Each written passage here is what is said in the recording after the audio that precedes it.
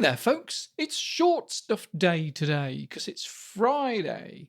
But it's what you do with it that counts, according to Cosmopolitan magazine. So, short or not, I think this is a useful topic because I'm talking about bullying today. So, if you were bullied as a kid, even if it was years ago, even if life is genuinely good now, there's a decent chance you've got a voice in your head that's a bit too quick to tell you you're not good enough, too sensitive, too much, or not enough. And I want to talk about where that voice actually comes from because I think it gets misunderstood. Most people assume that voice is just them, like it's their personality, their honest self-assessment. Even if it's because of what you were taught by other people when you were young, it still feels like it's your voice. And because it's your voice, it feels true.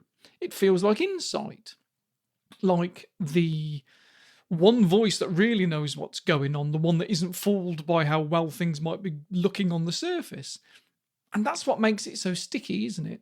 Other people can even tell you that you're doing fine and you can maybe believe them in the moment, but that inner voice has got a sort of seniority.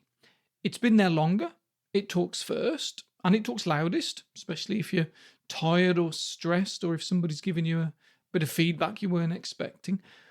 But one thing you have to recognise is that that voice had to come from somewhere. Nobody's born with a built-in critic saying everybody secretly thinks you're annoying or you'll mess this up like you always do. That's not factory settings. That's been installed. And for a lot of people, it gets installed during exactly the kind of experience I talked about in an episode on Patreon a few weeks ago, being bullied. Because here's what happens in a kid's head when they're being bullied, and it's actually quite logical when you think about it. A child doesn't have the tools to think, this person has chosen me as a target because of something going on with them. That explanation is too abstract, too far outside their control. What they can do, what feels more manageable, is think, there's something about me that's causing this. Because if it's about you, maybe you can fix it.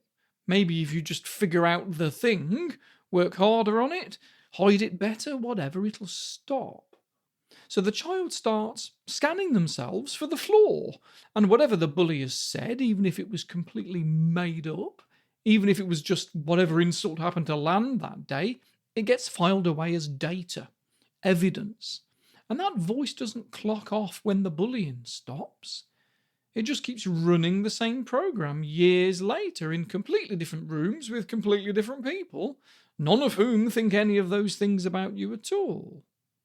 So if you've got a voice like that, I want you to try something, and it sounds almost too simple, but stick with it.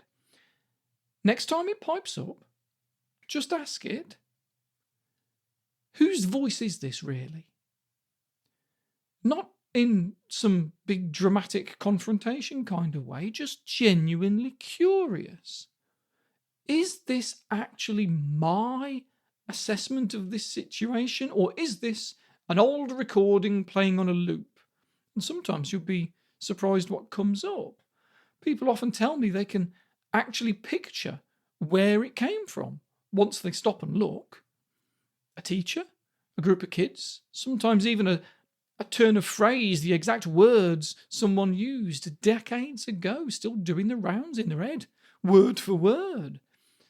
And once you can see it that clearly, it's quite hard to keep treating it as genuine.